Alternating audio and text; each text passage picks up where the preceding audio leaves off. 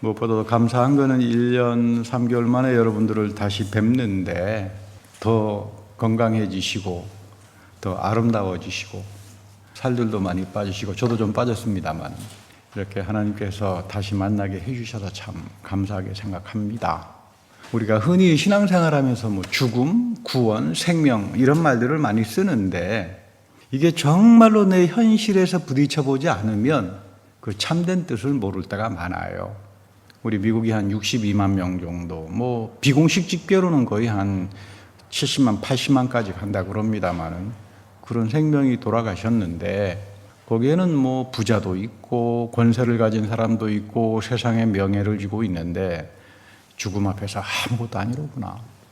늘 성경이 그런 말씀을 하는데도 우리가 이렇게 부딪혀 봐야 하나님 말씀의 뜻을 깨닫고 이것이 진리의 말씀이로구나 알게 됩니다.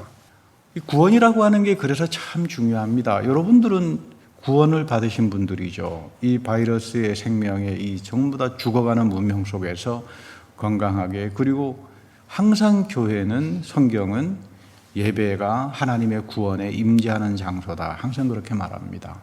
우리가 이렇게 예배에 모여서 남은 자로서 하나님께 예배할 수 있다는 게 큰 축복이라고 하는 걸 우리가 다시 한번 느끼게 됩니다. 기독교는 구원의 종교라고 하는데 정작 교회 다니는 사람들을 만나서 물어보면 그 정확한 뜻, 그 정확한 의미 모르고 신앙생활 하시는 분들이 굉장히 많아요. 참 안타까운 이야기죠. 우리 흔히 불교는 해탈의 종교라고 말합니다. 불교는 구원이 없습니다. 기독교가 말하는 구원을 불교에도 구원이 있다 이렇게 말하면 그 사람은 굉장히 무식한 사람이에요. 흔히 요즘 뭐 종교다운주의자들이라 그래도 불교에도 구원이 있다 그래서 물었습니다. 불교에 무슨 구원이 있냐고. 저도 한 30년 불교를 읽었는데 구원이란 구자도 내가 찾아보지 못했다고. 당신은 불교에 대해서 얼마나 압니까? 그러더니 모른대요. 그러니까 이런 잘못된 얼치기적인 정보나 지식들이 공중의 권세를 잡은 자처럼 유튜브랄지 공론장에서 꽉 쥐고 있다가 보니까 순진한 사람들은 다 미혹당하는 거죠. 이런 안타까움이 있어요. 우리 유교는 도덕과 효의 종교라고 말합니다. 뭐 가정에서 효를 이야기하고 도덕을 이야기하지만 여러분 유교 아무리 읽어봐도 구원이란 말 안 나옵니다. 사실 기독교는 굉장히 독특합니다. 구원은 기독교에만 있어요. 그 말은 뭐냐 하면 기독교가 구원을 독점하느냐 그런 말이 아니라 구원에 대해서 가장 중요하게 가르치는 게 하나님 말씀이고 기독교예요. 그러니까 우리가 구원에 대한 바른 이해를 하지 못하면 엉뚱하게 미혹을 당해버릴 수밖에 없는 그런 일들이 벌어지는 거죠. 구원이라고 하는 것은 하나님으로부터 시작합니다. 인간이 뭐 노력을 해서 무슨 뭐 돌을 닦아가지고 뭐 효를 많이 해가지고 구원 얻지 못합니다. 그런다면 유교가 구원의 종교가 되어버릴 것이고 불교가 구원의 종교가 되겠지만 성경은 전혀 정반대로 말합니다. 구원은 하나님으로부터 온다. 그러니까 우리가 하나님께서 너희들 이렇게 해야 구원과 은혜가 있는 거야. 그걸 배워야죠. 그걸 깨달아야죠. 그리고 내 삶에서 실행에 옮기면 처음에는 그게 잘 안 나타나는 것 같은데 여러분 그렇잖아요. 약을 먹어도 한 6개월 정도, 건강식을 해도 한 6개월 정도 시간이 지나면서 효력이 나타난다 그러잖아요. 당장의 효력은 나타나진 않지만 하나님 말씀을 배우고 말씀대로 꾸준히 실행하다가 보면 어느 순간에 놀라운 축복들이 내 안에 이제 맺히기 시작합니다. 이게 구원이 갖고 있는 중요한 이제 이야기죠. 출애굽기에서 보면 이스라엘 백성들이 자기가 노력해서 자기네가 무슨 애굽하고 혁명투쟁을 해가지고 해방과 구원을 시작한 게 아니잖아요. 하나님의 전적인 은혜죠. 그리고 이들과 더불어 하나님은 구원을 해내고 광야의 교회에서 끝까지 동행합니다. 그런데 이 광야의 순례에서 하나님과의 동행의 삶에서 이스라엘 백성들이 실패를 해요. 그건 우리도 마찬가지입니다. 허물이 있고 연약함이 있기 때문에 여러분 신앙생활하면서 넘어지기도 하고 시험에 들기도 하고 뭐 여러 가지 그렇잖아요. 원망스러운 일도 생기기도 하고 모두가 항상 형통한 건 아니잖아요. 그럴 때마다 하나님은 말씀을 듣게 하고 성령을 통해서 항상 새롭게 내 삶을 변하게 시켜 나갑니다. 그래서 하나님께서 이스라엘 백성들이 자꾸 광야의 생활 속에서 미혹당하고 유혹에 넘어가니까 이 이스라엘 백성을 방지해야 되겠다. 그래서 주신 게 모세를 통해서 주신 계명과 율법이에요. 이 말씀대로 살면 너희들 빗나가지 않는다. 근데 하나님께서 주신 이 말씀 가운데 가장 중요한 게 제사예요. 예배예요, 예배. 그러니까 너희들이 미혹하기도 하고 허탄하기도 하고 잘못을 하겠지만 하나님 앞에 나와서 씻어라. 예배를 통해서 너희들의 죄를 씻어라. 그러면 비록 너희들이 죄 가운데 있더라도 하나님이 끊임없이 동행해 주시기 때문에 말씀과 성령으로 너희들의 삶은 축복과 구원으로 가지 망그러지거나 잘못된 사망의 길로는 가지 않을 거다. 왜 구약이 중요하나 하면 우리 사도 바울 선생은 구약은 항상 우리의 삶의 영적인 본보기라고 하죠. 그대로 그 구약의 삶이 신약 성경에 그대로 이어진다 이 말이에요. 우리 예수 그리스도를 출애굽 사건이라고 이야기합니다. 우리가 세속에 있었지만 예수님이 십자가와 부활을 통해서 우리를 불러내셨잖아요. 여기에 우리는 믿음을 가지고 응답을 하고 예배를 참석하잖아요. 그리고 하나님은 여러분들을 불러서 교회를 세워나가고 예배하는 공동체로 만들어갑니다. 우리와 더불어 동행하고 마지막 때 죄와 심판으로부터 하나님은 우리를 구원합니다. 출애굽의 광야의 교회나 오늘 우리의 교회가 똑같은 거예요. 많은 분들은 보니까 에스겔의 교회 성전이 바로 우리 가장 위대한 성전이더라고 말을 하지만 그렇지 않습니다. 에스겔의 성전은 지상에서 이어지는 성전이 아닙니다. 그건 마지막 때 요한계시록에 가면 하늘의 예루살렘 성전으로 내려오잖아요. 가장 중요한 교회는 광야 교회예요. 우리 사도행전에 보면 스데반이 순교하기 전에 마지막 설교에서 우리 조상들이 다 광야의 교회에서 우리 역시 예수님의 십자가 부활을 믿고 그분의 동행하심을 따라서 광야의 교회에서 살아갑니다. 넘어지기도 하겠죠. 실패하기도 하겠죠. 그럴수록 남은 자들은 어떤 사람들인가? 예배 속에 남는 사람들이에요. 하나님 말씀을 그래도 마지막까지 귀담아 듣는 사람들이 남는 사람입니다. 네, 여러분 마지막 때가 되면 성경은 구구절절 하는 이야기가 마지막 때 되면 사람들이 안 듣는다 그래요. 안 들어요. 얼마나 고집들이 센지 다 귀를 막고 삽니다. 우리 역사를 보면 미혹하는 시대가 나타납니다. 미혹하는 시대가 나타나는 이유는 하나님 말씀이 왜곡이 되고 잘못 가르치고 구원에 대한 복음이 이게 아주 변질이 돼버리면 큰 사건들이 벌어져요. 우리 세계사를 가만히 읽어봐도 늘 그런 일들이 반복됩니다. 대표적으로 520년경 로마가 완전히 멸망했죠. 그래서 로마가 멸망하면서 흔히 이 유럽에서는 중세기라고 하는 게 시작됩니다. 중세기. 이 중세기를 어떤 분들은 암흑의 시대다 이렇게 표현하기도 하죠. 그 말의 이유는 뭐냐 하면 520년도에 로마가 멸망하고 로마 바티칸 교황청이 이제 등극하다가 보니까 인간 교황이 하나님의 자리에 앉아버리는 거예요. 그래서 가장 처참한 사건이 십자군 전쟁입니다. 1095년도에 이제 일어났죠. 당시 이슬람에 점령당한 예루살렘. 우리 예루살렘은 한 700년도에 이제 이슬람에 의해서 이제 다 점령이 돼버렸죠. 거기를 순례하고 돌아오는 사람은 교황, 우르반 이사라고 합니다만은 교황이 영원한 구원을 주겠다. 여러분, 교황이 무슨 영원한 구원을 줍니까? 교황이 무슨 십자가에서 죽고 부활했습니까? 여러분들을 위해서. 말 같지 않은 짓을 한 거죠. 그래서 이 거짓 구원론에 심지어 보면 순진한 어린아이들까지도 걸어서 예루살렘 갔다가 결국은 이슬람들 앞에 다 죽고 전쟁이 벌어지고 이 전쟁이요 200년 정도 걸립니다. 십자군 전쟁이 1095년도에 시작을 해서 한 200년 후에나 끝났으니까 한 7차, 8차 십자군 전쟁이라고 그래가지고 그때 죽은 사람들이 이 잘못된 구원론 때문에 수없는 유대인들이 죽고 기독교인들이 죽고 이슬람이 죽고 이게 여러분 심판이에요. 죄로부터 오는 심판입니다. 여러분 하나님이 하는 심판도 있지만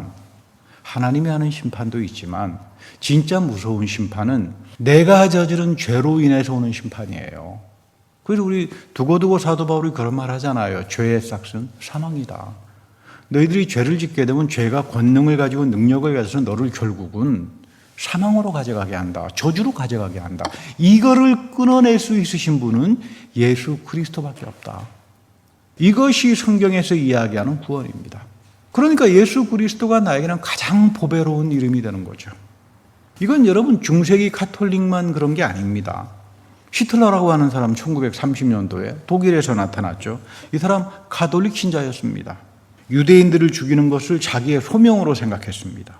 홀로코스트가 일어나고 600만 명의 유대인이 가스실에서 죽었죠. 그러면서도 히틀러는 단 한 번의 양심의 가책을 느끼지 못했습니다. 내가 지금 하나님의 구원을 이뤄가는 사람이다. 이렇게 광신을 했어요. 그러나 바울은 로마서에서 유대인들에 대해서 전혀 다르게 말합니다. 바울은 하나님이 자기 백성을 버리지 않았다. 하나님이 버리지 않은 자기 백성을 왜 히틀러가 600만을 죽입니까? 그래놓고 자기는 하나님 앞에서 이런 소명을 받았다고 이런 정신 나간 짓들을 하나요. 그래서 독일이 망하는 겁니다. 죄로부터 오는 규결은 무서운 거예요. 차라리 내가 믿는 사람으로서 하나님을 사랑하다가 넘어지기도 하고 실수하기도 해서 때로는 하나님의 심판을 당하는 건 여러분 축복이에요. 왜? 회개하면 됩니다. 근데 정말 미혹된 자리 속에서 내 죄로 인해서 오는 이 귀결들, 이 참담한 현실 앞에서 사람들은 피해가지 못합니다. 바이러스 역시 마찬가지예요. 인간의 죄로부터 오는 귀결이다. 이거 알아야 됩니다. 무슨 백신이 나오면 자연과학이 나오면 다 해결할 수 있다. 다 거짓말이에요. 과학이 생명을 구원하지 못합니다. 과학이 종교가 아니에요. 과학이 종교의 자리를 갖지 못합니다. 근데 바울은 아주 중요하게 이야기하는 게 이스라엘을 하나님이 버리지 않는데 그러면 누가 구원을 받는가? 이스라엘이 다 받나? 천만에. 남은 자만 받는다. 여러분 구원은 남은 자만 받는 거예요. 기독교인도 마찬가지입니다. 교회 다니면 다 구원받는가? 천만의 말씀이요. 남은 자가 구원을 받죠. 그게 성경이 이야기하는 거죠. 근데 요즘 현대판 발람주의자들은 예수님이 십자가에서 다 용서해서 그러니까 난 구원 끝났어. 여러분 이거는 성경이 가리키는 구원이 아니에요. 발람주의자들의 가르침입니다. 그리스도 안에 남아있는 자들이라고 하는 것은 하나님 약속의 말씀에 순종하고 신령과 진정으로 예배하면서 하나님이 부어주시는 용서의 은혜와 성령의 능력을 끊임없이 체험하면서 살아가는 사람들. 그래서 구원이 예수님이 뭐라고 합니까? 좁은 길이라고 하죠. 이 좁은 길을 여러분 누구나 다 갑니까? 다 가지 않습니다. 세상이 편안할 때는, 세상이 재미있을 때는 저 사람들 뭐 저렇게 복잡하게 교회 나가고 무슨 좁은 길로 가느냐 하지만 정말로 죽음이 닥쳐오고 인간이 저질렀던, 문명이 저질렀던 죄악으로 인해서 사람들이 죽어 넘어갈 때에 좁은 길에 섰던 사람들만이 구원을 얻는 겁니다. 여러분 이거 붙들고 살아야 돼요. 이게 광야의 구원이고 광야의 교회입니다. 우리가 잘 아는 요나 이야기가 있죠. 하나님의 관심은 절대로 심판에 있지 않습니다. 생명과 구원에 있습니다. 하나님이 요나에게 니느웨 성에 가서 백성들에게 복음을 전하라 했을 때 요나는 가기 싫었습니다. 저도 싫죠. 니느웨는 지금 요즘식으로 말하면 일본 동경이에요. 지금 니느웨 족속들 앞에 이스라엘이 식민지화가 돼 있잖아요. 그럼 저보고 일제시대 때 너 가서 동경에 가서 복음 전하라 그럼 제가 가겠습니까? 식민주의자들인데 내가 왜 가서 복음을 전하겠습니까?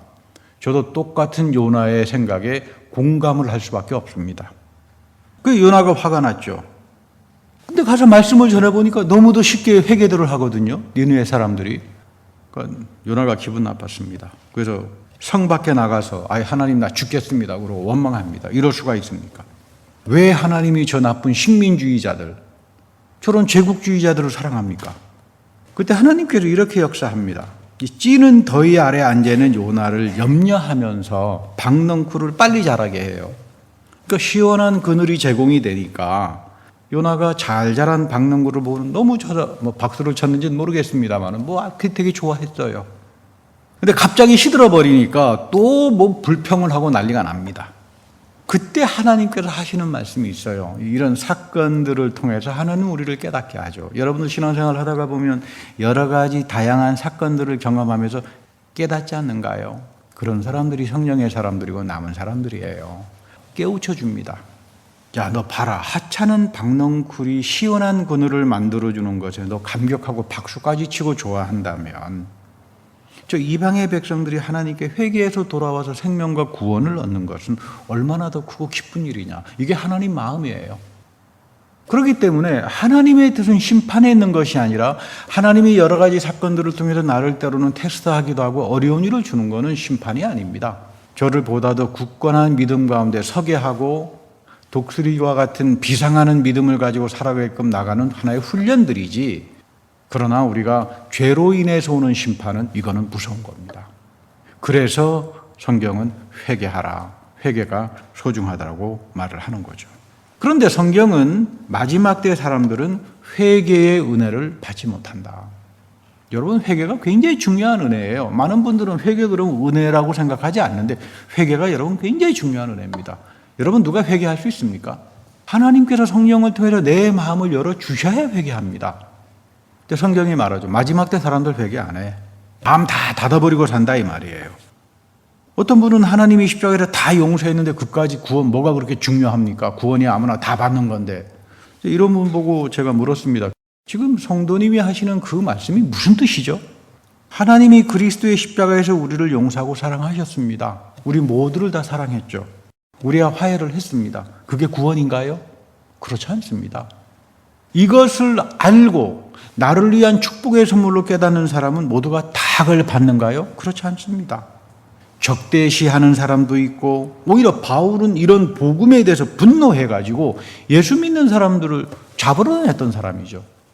바울에게 있어서 구원은 담에석에서 부활의 그리스도를 만나면서 비로소 회개의 은혜를 체험하면서 시작된 겁니다. 그렇지 않나요?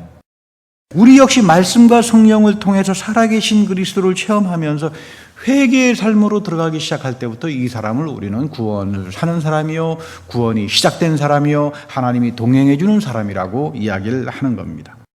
십자가에 흘리신 그리스도의 희생이 나를 위한 사건이 되는 거고, 내가 여기에 더불어 영적 죽음을 경험하고 세례를 통해서 그리스도의 옷을 입고, 이래야 우리가 구원의 사람이라고 이야기하는 거죠.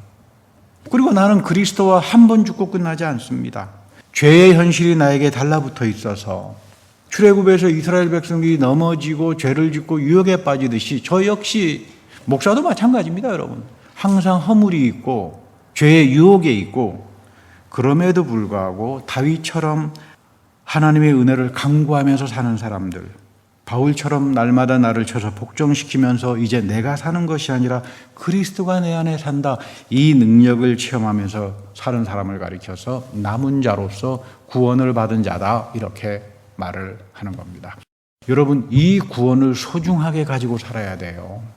정말로 중요합니다. 이것이 여러분들의 인생뿐만 아니라 여러분들의 자녀에게, 여러분들의 후손에게 대대 이어져야 합니다. 이것을 가지고 있을 때 생명이 우리에게 오는 거고, 모든 것들을 다 다스릴 수 있고 형통할 수 있고 이기는 자로 살아갈 수 있는 겁니다. 로마서 9장 27절에서 바울이 말하지요. 이스라엘의 자손의 수가 바다의 모래와 같이 많을지라도, 엄청난 이스라엘 백성이 있을지라도 남은 사람만이 구원을 얻는다. 무슨 말입니까? 숱하게 넘치는 바다에 넘치는 바다의 모래처럼 많은 기독교인일지라도 누가 구원받는다고요? 남은 자가 구원받아요. 이것은 이사야 예언에 대한 바울의 확인입니다. 왜 이들은 구원을 받지 못했을까? 하나님의 자녀라 그러면서, 아브라함의 후손이라 그러면서, 하나님의 토라와 제사를 가지고 있으면서 왜 이스라엘은 구원에서 빗나갔는가? 하나님 말씀 거절합니다. 순종하지 않아요. 이제 하나님은 예수 그리스도를 통해서, 십자가 부활을 통해서 여러분들을 부릅니다. 저를 불렀습니다. 하나님의 구원의 신비한 사역을 이 교회를 통해서 이어갑니다. 근데 여기서 가장 중요한 것은 하나님과 내 사이에 죄가 가리어 있으면 이거 참 큰일 나요.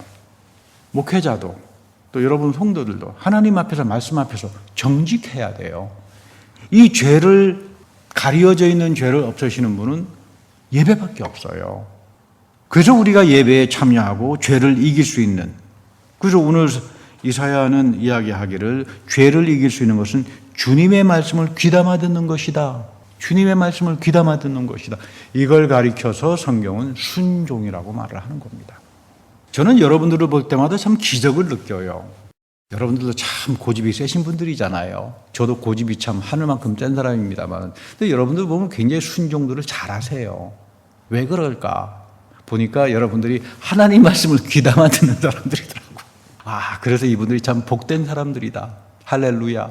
여러분이 하나님 말씀에 귀담고 살아야 마지막 때 우리가 생명을 얻습니다. 저도 굉장히 부드러운 사람 같지만 이 고집이 보통 고집이 아니거든요. 근데 하나님 말씀이 그런다 그러면 저도 꼼짝 안 합니다. 하나님 말씀이 그러면 해야지 뭐 다른 길이 뭐가 있겠어요. 그러니까 교회는 여러분이나 나나 하나님 말씀에 귀담고 살면서 남은 자로서 구원을 얻기 위해서 모여져 있는 이 영적인 축복의 공동체다 이 말이에요. 이것을 이제 하나님께서 1년 3개월 만에 우리에게 허락을 했습니다. 얼마나 감사한지 모릅니다. 요즘 이렇게 남은 자만 남아있다는 거에 대해서 참 감사하다. 제가 지난번에 말씀드린 그 도스토옙스키라고 하는 까라마조프가의 형제 이야기를 좀 오늘은 하겠습니다. 사실 도스토옙스키라고 하는 사람, 그리고 톨스토이, 아마 여러분 들어봤을 겁니다만은, 그리고 슬로비에프, 이 세 사람은 러시아가 낳은 기독교인 최고의 사상가라고 이야기해요. 이 도스토옙스키, 톨스토이, 그리고 슬로비에프. 레닌이 혁명을 일으키기 이전의 사람들인데, 여러분 그 러시아 종교회 있잖아요. 러시아 교회. 그 영적 사상을 대표하는 뭐 최고의, 지금도 뭐 서구에서도 이 세 사람은 굉장한 사상가로 이제 인정을 합니다. 이분이 쓴 그 까라마조프가의 형제들, 아마 여러분 유튜브에 들어가시면 한국말로 번역도 될 겁니다. 그 영화가 나와 있는데 그 영화 굉장히 좀 고전적인 영화니까 뭐 좀 지루하시더라도 한번 틈틈이도 좀 보세요. 여기 보면 이런 내용이 하나 나와요. 1600년도에 스페인이 이 카톨릭입니다. 이단들을 화형에 처하는 종교 화형 재판소가 아주 성행을 했습니다. 뭐 우리 영어로는 인퀴지션이라고 해서 종교 재판소죠. 이단이다 그러면 바로 그냥 뭐 화형에 처해버리는 아주 잔인한. 많은 사람들이, 죄 없는 사람들도 이단에 걸려가지고 1600년도에 뭐 스페인에서 이 카톨릭을 비판했던 사람들, 종교개혁을 시작하려고 했던 사람들 다 화형에 처형을 당하고 그런 아주 모진 고난을 당했죠. 근데 이 마지막 때 예수님께서 오셨어요. 오셔서 병을 고쳐주고 은혜를 베풀고, 그러니까 이 종교재판소의 대법관이 예수님을 감금시킵니다. 감옥에 갇힙니다. 그리고는 신문을 하는 거예요. 그래서 이 제목이 대신문관이다. 왜 대신문관인가? 예수님을 감옥에 갖다 놓고는 교회의 대주교가 신문을 하는 거예요. 그런데 진짜 놀라운 이야기는 이런 말입니다. 당신이 설령 예수 그리스도라고 하더라도 우리 교회는 당신을 필요로 하지 않는다. 지금 이거를 통해서 도스토옙스키는 그 당시 썩을 대로 썩어버린 러시아 종교회, 여기에 회개를 촉구했던 겁니다. 너희들이 만약에 지금 이 상태에서 돌이키지 않으면, 그리스도의 복음을 회복하지 않으면 수많은 농노들이 그 농촌, 원래 러시아는 농촌 지역이잖아요. 엄청난 박해를 당하고 노예 취급을 당하고 하나님의 어떤 심판이 어떻게 터질지 모른다. 그런데 이런 도스토옙스키의 이 글에 대해서 재갈을 물리고 비판을 하고 오히려 문제를 일으켜서 저놈 사형에 처해야 된다, 강압을 했던 게 러시아 종교회입니다. 이 사람이 1881년도쯤에 죽었죠. 그리고 1917년도에 레닌이 일으킨 러시아 혁명이 바로 터져 나옵니다. 그리고는 레닌이 혁명을 일으키고 난 다음 러시아 종교회는 70년 동안 완전히 멸절을 당합니다. 귀담아 들어야 돼요. 하나님의 복음의 말씀이 왜곡이 되고 잘못된 거짓 선생들이 출몰하기 시작하고, 그래서 우리가 거기에 미혹을 당하고 바로 성경이 끊임없이 우리에게 말씀하는 살아계신 하나님의 진리의 말씀을 듣지 못하면 그 다음에는 심판입니다. 역사의 귀결이에요. 십자군 전쟁, 히틀러의 홀로코스트, 러시아의 레닌 혁명, 오늘 어쩌면 우리 지금 5번째 심판의 시대, 바이러스 심판, 이거 인간의 죄로부터 오는 거죠. 너무나도 교만하고 참남한 과학주의로 인해서 사람들이 결국은 이 죄악으로 걸어가는 겁니다. 요한계시록은 마지막 시대의 소아시아에 있는 7교회본의 예언의 말씀이에요. 물론 이 계시의 말씀은 당시 100년도 초대교회 박해하고 관련이 되어 있는데 오늘 우리에도 그대로 이어집니다. 너희들도 마지막 때의 교회들은 명심하고 들어라 이 말이에요. 옛날 과거의 이야기로 끝나버리는 옛날 책이 아닙니다, 성경이. 여기 7교회에 보낸 내용을 요약해보면요. 첫 번째가 회개하면서 살라. 하나님의 회개의 은혜를 구하면서 살라. 다윗처럼, 바울처럼. 회개를 잃어버린 사람은 하나님이 베풀어 주신 처음 사랑과 은혜를 저버린 사람이다. 에베소 교회다가 하는 이야기잖아요. 경고잖아요. 내가 회개를 하지 않게 되면 내 양심이 무디어져 버립니다. 그럼 하나님이 십자가 안에서 여러분들을 위해서 흘려주시던 보혈을 배신하는 사람이 되고 맙니다. 이렇게 되면 이 회개가 사라지면 교회나 개인이나 촛대를 옮겨버린다. 이 하나님이 촛대를 옮겨버린다라고 하는 거, 이것은 구약의 표현으로는 이가봇 현상이죠. 하나님의 영이 떠나버리는 거예요. 하나님의 영이 떠나버리면 나는 앙상한 육체가 돼버리는 거죠. 두 번째, 마지막 교회에서 나타나는 현상은 발람주의입니다. 사람들이 음란해져요. 발람은 광야의 생활에서 이스라엘 백성에게 우상의 제물을 먹게 하고 거짓된 가르침을 가르쳤습니다. 오늘 현대 교회 안에서 엄청나게 많은 세속주의적인 가르침, 세속 문화에 동화되는 가르침, 이거 다 발람주의들이에요. 이런 것들이 교회 안에 강단을 장악하기 시작할 때 사람들은 다 발람처럼 돼버립니다. 이렇게 되면 구원은 쉬운 거야. 구원이야 누구나 다 받는 거야. 그냥 뭐 적당히 알아서 살면 되는 거지. 세상과 타협하면서 살면 되는 거지. 한 발은 바알에, 한 발은 뭐 교회 뜰에. 이게 여러분 발람주의예요. 이 길로 가면 촛대를 옮겨버린다. 이런 교회의 이세벨과 같은 음행과 타락, 우상숭배로 교회는 넘치게 됩니다. 셋째로, 그래서 하나님은 이런 교회를 뭐라고 부르나 하면 죽은 자들의 교회다. 여러분, 하나님께서 우리를 보실 때에 비록 숫자는 적지만 저기는 남은 자야. 정말 살아있어. 그 영이 살아있어. 여기에서 정말 폭발적인 하나님의 성령의 권세와 능력이 나타나는 거지. 아무리 많은 사람들이 모여있지만 이거 다 죽어있어 그러면 하나님께서 역사하겠습니까? 하나님은 죽은 자들의 하나님이 아니잖아요. 살아있는 자들의 하나님입니다. 내 영이 회개를 하고 내 영이 하나님 앞에서 가난하고 하나님의 말씀과 능력으로 충만해지는 사람들을, 그 한 사람 한 사람들을 통해서 하나님은 기적을 일으켜 나갑니다. 여러분들이 그런 사람으로 불리워졌고 그 축복을 가지고 있음을 항상 깨닫고 살아야 하는 겁니다. 마지막으로 흥미로운 것은 마지막이 되면 교회가 영적으로 벌거벗어 있고 하나님으로부터 심판을 당하는데, 내버림을 당하는데 그걸 못 느껴요. 전혀 느끼지 못합니다. 그저 나는 풍족하다, 나는 잘났다, 난 부족함이 조금도 없어. 이게 여러분 다시 말하면 라오디아 교회의 상태를 잘 표현하죠. 우리는 다 부자야. 뭐 나는 다 잘났어. 난 아무런 깨닫지도 못하는데 오히려 하나님은 너희들은 공고하며, 이 공고하면이라고 하는 이 성경 번역의 영어가 wretched. 너희들은 이미 버림받은 자이며 이런 겁니다. 라오디아 교인들에게 너희들은 이미 버림받았어. 공고하다 이 말이에요. 그리고 가난하고 더욱이 눈이 멀었다. 눈이 머니까 볼 곳을 못 보고 사는 거죠. 옷을 입었다고 하지만 이들은 벌거벗은 자들이요 수치스러운 자로 하나님이 취급하신다.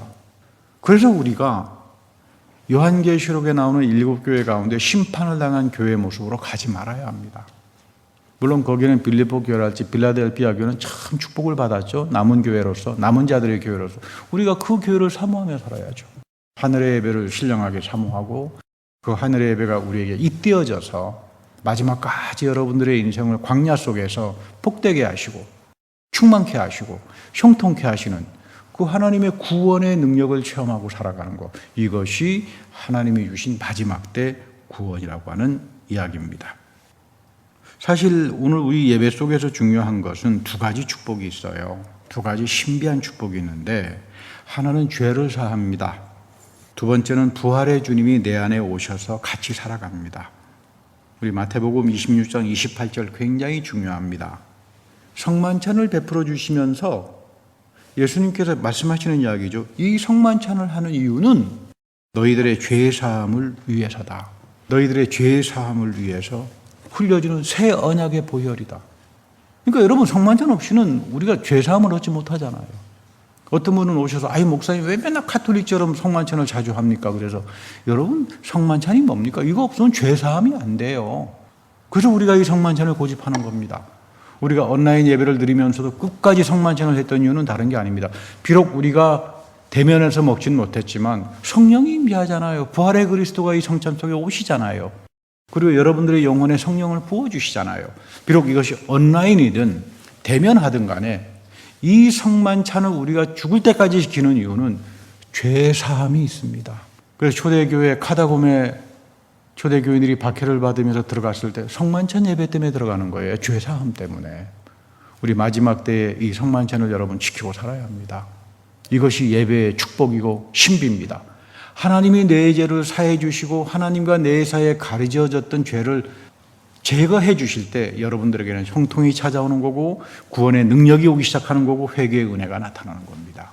두 번째는 이 성찬을 통해서 그리스도가 내 안에 살아가기 시작하세요. 그래서 우리 요한계시록 3장 20절에 보면 아주 중요하게 이렇게 표현하죠. 성만찬은 나의 죄를 용서하지만 그리스도가 내 안에 들어오신다.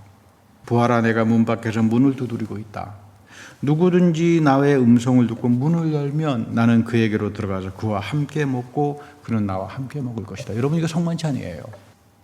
무슨 카톨릭이 많이 하니까 뭐 루터교가 많이 하니까 이런 게 아닙니다. 성만찬은 성경이 이야기하는 가장 중요한 내용이고 우리 개신교, 루터교, 장로교, 감리교까지 포함해서 이 성만찬에 대해서 엄청나게 소중하게 여겼는데 오늘날 그 후예들은 다 잃어버렸어요.